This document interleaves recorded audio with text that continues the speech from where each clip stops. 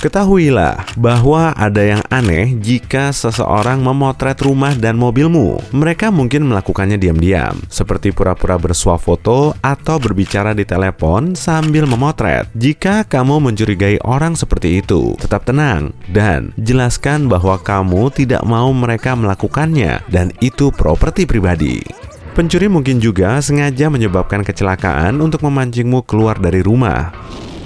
Pekerja pertukangan palsu bisa mengatakan ada kebocoran gas atau air. Kamu meninggalkan ruangan beberapa menit, tapi sudah terlambat. Pencuri berpengalaman bisa mencuri hanya dalam 90 detik. Selalu pastikan identitas orang asing yang datang seperti ini. Hubungi saja perusahaan pertukangan.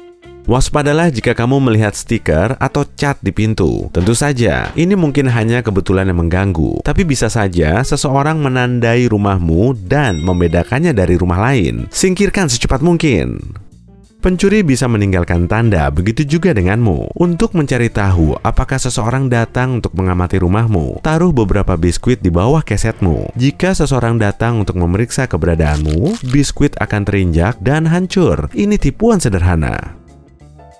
Bel pintumu berdering, lalu kamu keluar, tapi tidak ada orang. Sebelum kamu menyalahkan orang iseng di lingkunganmu, pikirkan ini. Seseorang mungkin memeriksa apakah kamu ada di rumah. Hal yang sama berlaku untuk panggilan telepon aneh tanpa ada yang berbicara. Tapi itu jika kamu masih punya telepon rumah. Meski begitu, jangan langsung membuka pintu tiap ada ketukan atau suara bel. Pastikan terlebih dahulu siapa yang datang. Jika dia mengaku dari perusahaan pertukangan, kantor penyewaan, atau layanan kotamu, minta kartu identitas mereka dan hubungi perusahaan untuk memeriksanya. Meski kamu punya bel video, siapapun bisa membeli seragam apapun saat ini. Jangan hanya menilai dari penampilan. Selebaran yang tampak biasa saja atau iklan di bawah keset pintu juga bisa berarti rumahmu diincar. Jika itu masih ada keesokan harinya, pencuri mungkin berpikir tidak ada orang di rumah. Siapapun yang mendapatkan surat sampah akan membuangnya, kan? Omong-omong soal surat sampah, terkadang kita terlalu malas atau enggan mengambilnya. Tapi terlalu banyak surat di dalam kotak atau setumpuk surat kabar lama di teras memberikan satu pesan. Pemilik rumah sedang pergi untuk sementara waktu. Jika memang kamu sedang bepergian, hentikan pengiriman suratmu. Berhati-hatilah saat menjual mobil atau barang berharga lainnya. Hapus segera iklannya setelah barangmu terjual. Banyak pencuri menelepon dan berpura-pura tertarik, menanyakan apakah barangnya masih ada. Jawaban, tidak, sudah terjual. Menunjukkan bahwa kamu baru saja mendapatkan banyak uang. Meski kamu sudah menghabiskan uangnya, orang ini mungkin ingin masuk dan memeriksanya sendiri.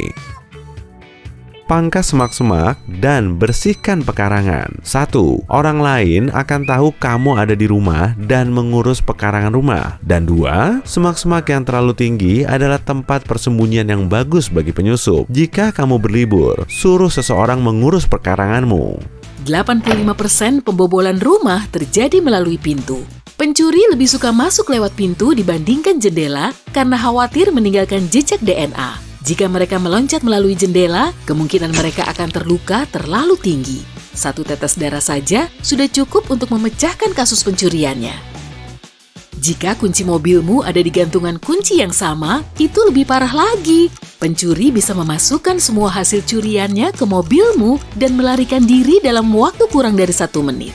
Secepat itulah rata-rata pencurian terjadi. Jadi, jangan meninggalkan kunci di lubangnya. Baik, tapi jangan juga meninggalkan kuncimu di dekat pintu. Maksud saya adalah kaitan atau mangkuk di meja yang sering kita letakkan di dekat pintu depan. Kamu dengan entengnya melemparkan kunci, dompet, dan mungkin uang tunai ke sana begitu memasuki rumah. Singkirkan cara itu dan simpan semua barangmu di tempat aman yang jauh dari pintu. Pencurian kunci gaya memancing sudah mulai marak. Waspadalah jika ada lubang surat di pintu. Para pemancing ini bisa menyelipkan gantungan mantel ke dalamnya, mengambil kunci dengan kait di ujungnya, dan menariknya melalui lubang surat itu. Jika kuncimu tidak begitu tebal. Ya, kalau begitu aku akan menyimpan kunci, gantungan, kartu loyalitas, dan lanyard menjadi satu untuk mencegah hal itu. Bukan ide yang bagus. Jika gantungan kuncimu kelebihan beban atau ada lebih dari 5 anak kunci di sana, akan susah menyalakan mobilmu. Beban membuat aus suku cadang bagian dalam dan mobilmu mungkin akan mulai mogok.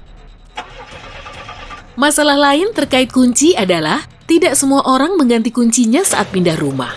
Itu kesalahan besar. Jika kamu merasa telah melupakan sesuatu, mungkin kamu meninggalkan kuncimu di lubang kunci bagian luar, lupa meletakkannya di mana, atau semacamnya. Jangan ragu untuk mengganti kunci. Kini, peluang kamu pulang kerja, pergi tidur, lalu rumahmu dibobol pencuri sudah berkurang. Kebanyakan pencuri akan mengintai tempat tinggalmu paling tidak selama 1 atau 2 minggu. Mereka akan mempelajari rutinitas, jadwal kerjamu, apakah kamu pulang untuk makan siang, ada atau tidaknya sistem alarm, hewan peliharaan, atau lampu sensor gerakan di luar rumah, dan seterusnya. Tak ada pencuri yang ingin tertangkap, jadi mereka melakukan aksinya saat pemilik rumah dan kemungkinan saksi sedang bekerja. Waktu puncak pencurian terjadi antara pukul 10 sampai pukul 15. Pahami ini, data statistik menunjukkan seringnya pelaku pencurian adalah seseorang yang tinggal di sekitar atau punya banyak waktu untuk menghafal kebiasaanmu. Bahkan, bisa jadi kenalan yang sudah pernah memasuki rumahmu. 65% pencuri mengenal orang yang rumahnya dijadikan sasaran. Katakanlah kamu baru merenovasi rumah akhir-akhir ini. Setelah perusahaan renovasi menyelesaikan tugasnya, para pekerja mengangkut peralatan mereka dan pergi. Beberapa hari kemudian, seseorang dengan seragam yang sama muncul dan mengatakan ada bagian dari renovasi yang belum selesai dan perlu diulang. Waspadalah, mungkin saja dia sedang mencoba mengecek isi rumahmu. Jika ini terjadi, jangan biarkan dia masuk dan hubungi perusahaan yang kamu sewa terlebih dulu. Lakukan hal yang sama jika ada orang asing yang mengaku bekerja sebagai penyedia jasa perbaikan. Kamu mungkin melihat kendaraan aneh yang diparkir di tempat-tempat berbeda di sekitar rumahmu. Mobil ini mungkin muncul di siang hari, menetap di tempat yang sama selama beberapa jam, lalu pergi. Jika jendela mobil itu gelap, kamu wajib curiga. Mobil seperti ini adalah tempat persembunyian terbaik bagi para pengintai jalanan, karena kamu tidak bisa melihat ke dalamnya. Mobil ini juga mungkin tidak berpelat nomor atau memakai plat palsu. Jika kamu melihat salah satunya, jangan pernah hampiri atau memperlihatkan bahwa kamu menyadari keberadaannya. Pura-pura santai saja dan masuk ke rumahmu. Jika makin sering, saatnya melapor. Saat kamu melihat seseorang berulang kali berjalan mondar-mandir di jalanan sambil mengintip ke rumah-rumah, mungkin niat mereka tidak baik. Misalnya mencari titik masuk seperti jendela tak terkunci, pintu yang sedikit terbuka, atau apapun yang memungkinkan mereka masuk ke rumahmu. Ingat, waktu pembobolan rumah yang paling umum adalah antara pukul 10 pagi dan 3 sore saat mayoritas orang sedang bekerja. Orang yang ingin membobol rumahmu mungkin menaruh selebaran atau stiker secara acak di rumah-rumah berbeda di lingkunganmu. Ini adalah cara mereka menandai rumah mana yang berpenghuni dan mana yang tidak. Kalau ada di rumah, kamu pasti ingin segera membuang selebaran itu. Tapi jika kamu tidak di rumah dan selebarannya tidak dibuang, itu menjadi pertanda bagi para maling. Saya ingat sesuatu. Pengintai rumah mungkin menggambar tanda-tanda tak jelas di dekat rumahmu. Bisa saja di trotoar atau tiang lampu. Komplotan maling biasanya menggunakan kode-kode tertentu saat menggambar tanda. Sebagai contoh, X berarti rumah itu adalah target bagus. Buku terbuka menunjukkan penghuninya adalah sasaran empuk. 5 lingkaran berbentuk bunga menandakan rumah mewah. Dan X di dalam lingkaran berarti rumah ini tidak punya barang berharga. Bisa saja pagar rumahmu tiba-tiba terbuka, ada sampah di halamanmu seperti bungkus coklat atau kotak jus. Para pengintai biasanya berpikir penghuninya akan menutup pagar dan memungut sampah itu. Tapi masih ada lagi. Mereka mungkin memindahkan beberapa pot tanamanmu demi membuat titik buta. Dengan begini, mereka bisa masuk di malam hari tanpa ketahuan. Beberapa maling mungkin melempar batu ke halamanmu untuk melihat apakah kamu punya anjing atau apakah peliharaanmu bisa mendengar suara di halaman depan. Taruh segelas air di atas karpet tepat di belakang pintu masuk. Sekali lagi, jika pintunya membuka ke dalam ya, saat seseorang membuka pintu, gelas akan terguling dan air akan tumpah sehingga karpet akan basah. Jika karpetnya berbahan wol tebal, biasanya tidak mudah kering dalam waktu singkat. Kamu pun akan tahu ada seseorang di dalam rumah saat kamu pergi. Jika kamu akan pergi selama beberapa hari, cara ini jelas tidak bisa digunakan. Ya, karpet paling tebal sekalipun akan kering saat kamu kembali. Biarkan pintu depan sedikit terbuka, bersihkan gagang pintunya, lalu semprotkan cat ultraviolet tak kasat mata.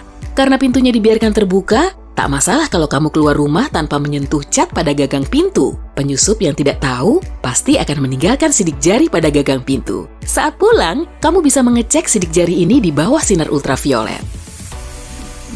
Untuk menakuti pencuri, letakkan tanda peringatan di seluruh jendela dan pintu. Iya, aku tahu sistem peringatan memang mahal. Selain harga dan biaya pemasangannya, kamu juga harus membayar biaya kontrak tiap bulan. Tapi, kamu tetap butuh sistem peringatan. Lebih tepatnya, cukup stiker tanda peringatan. Kamu tahu kan, tanda seperti dipasang alarm dan titik-titik. Kalau kamu punya stiker seperti itu, tempelkan di area yang tidak terlalu terbuka tapi tetap terlihat. Kebanyakan pembobolan terjadi di siang menjelang sore hari, saat penghuni rumah masih di kantor atau sekolah. Para perampok merasa aman karena hampir tidak mungkin akan tertangkap atau teridentifikasi. Tetap saja, sebelum masuk, mereka akan mengawasi rumah selama beberapa saat untuk mencari tahu apakah rumahnya kosong. Yang mereka perhatikan misalnya, mobil di tempat parkir. Pada banyak kasus, mobil yang terparkir di depan rumah berarti rumah itu sedang berpenghuni. Kalau kamu punya kendaraan tua yang tak terpakai, manfaatkan saja. Parkir mobil di depan rumah untuk menghindari pencuri. Atau, kalau mobil keluargamu sedang tidak dipakai, jangan sembunyikan di garasi. Parkir saja di depan rumah. Mungkin kamu pernah merasa rumahmu sedang diincar atau diawasi maling. Mungkin orang asing mencoba membuka pintu depan atau pintu belakang rumah. Nah, jangan buka pintumu. Tetap tutup dan tanyakan apakah dia perlu bantuan. Dia mungkin akan membuat-buat alasan seperti salah rumah lalu pergi. Jika kamu tidak punya cukup uang atau tidak mau repot-repot dengan kamera keamanan, pasang saja kamera palsu.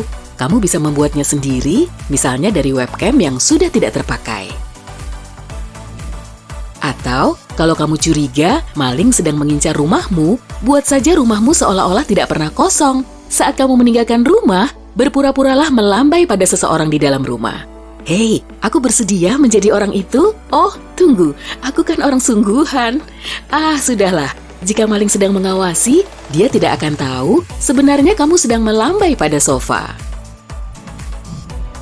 Jika kamu keluar kota saat musim dingin, mintalah tetanggamu meninggalkan jejak ban mobil di depan rumah saat turun salju. Lapisan salju yang tak tersentuh membuat maling yakin pemilik rumah sedang tidak di tempat.